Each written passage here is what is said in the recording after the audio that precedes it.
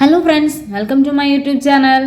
So நேற்று தைப்பொங்கல், இன்றைக்கி அப்போ என்ன மாட்டுப்பொங்கல் தானே. நம்ம திருவண்ணாமலையில் அண்ணாமலையார் கோயிலில் இன்றைக்கி மாட்டுப்பொங்கலொட்டி நந்திக்கு ரொம்ப சூப்பராகவே அலங்காரம் பண்ணியிருந்தாங்க. சொல்ல வார்த்தையே இல்லைங்க. அது பார்த்தாலே அப்படி பார்த்துட்டே நிற்கணும் போல் இருக்கும். அந்த மாதிரி அலங்காரம் பண்ணி வச்சுருந்தாங்க. ஸ்வீட் ஆயிலையும் காய்கறிகள் பழங்கள் எல்லாத்துலேனாலுமே மாலை கோத்து அவ்வளோ சூப்பராக அலங்காரம் பண்ணியிருந்தாங்க. ஈவினிங் 4 மணிக்கே மக்கள் கியூவில் நின்று உள்ளே வர ஆரம்பிச்சிட்டாங்க. ஏன்னா 6:30க்கு சூரியன் உதிக்கும் போது நந்தி பகவானுக்கு நம்ம அண்ணாமலையார் காட்சி கொடுப்பாரு. ஸோ அந்த அண்ணாமலையாரோட வருகைக்கு தான் இவ்வளோ பேர் வெயிட் பண்ணிகிட்டு இருக்காங்க. ஸோ எல்லாருமே நந்தி முன்னாடி உட்காந்துருக்காங்க. நானுமே இந்த கூட்டத்தில் தான் உட்காந்து பார்த்துட்டு இருந்தேன். ஆனால் அண்ணாமலையார் வருகைக்காக தான் எல்லாருமே பார்த்துட்டு இருந்தாங்க. அவர் வந்த பிறகு நந்திக்கு காட்சி கொடுத்துட்டு அப்படியே மாட வீதி சுற்ற போயிடுவார். ஸோ இது கரெக்டாக 5:30லேருந்து 6:30க்குள்ளே கோயிலுக்குள்ளே இவ்வளோ க்ரௌடு இருக்குது. ஆனால் அதையும் தாண்டி ஒரு 7-8 மணிக்கு மேலே அதையும் தாண்டி பயங்கர கூட்டம். இன்றைக்கி தரிசனத்துக்கு போனவங்க கூட 5 மணி நேரத்துலேருந்து 6 மணி நேரம் வரை ஆச்சு அப்படின்னு தான் சொன்னாங்க.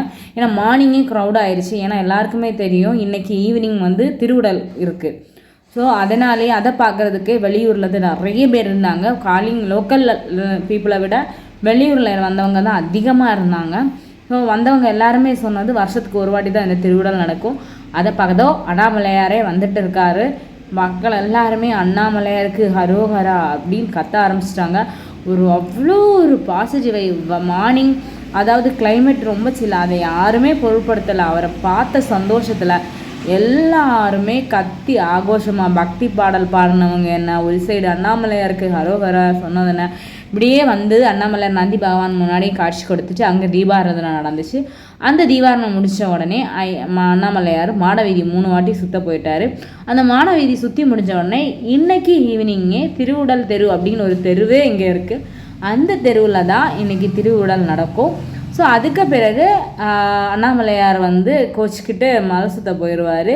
அதுக்கு நாளைக்கு நமக்கு கோயிலில் மறு உடல் இருக்குது. திருவிடலை விட மறு உடல் பார்க்குறதுக்கு இன்னுமே ரொம்ப அற்புதமாக இருக்கும். ஐயாவோட அந்த சிரித்த முகத்தை நம்மளால் பார்க்க முடியும். ஸோ அவ்வளோ சூப்பராக இருக்கும். அதுக்கு அடுத்தது ஃபெஸ்டிவல் முடிஞ்சிச்சா அப்படின்னு கேட்டால் இல்லை. அதுக்கு பிறகு ஐயா மணலூர்பேட்டை போவார். அடுத்தது பக்கத்தில் இருக்க ஒரு தெருவுக்கு போவார்.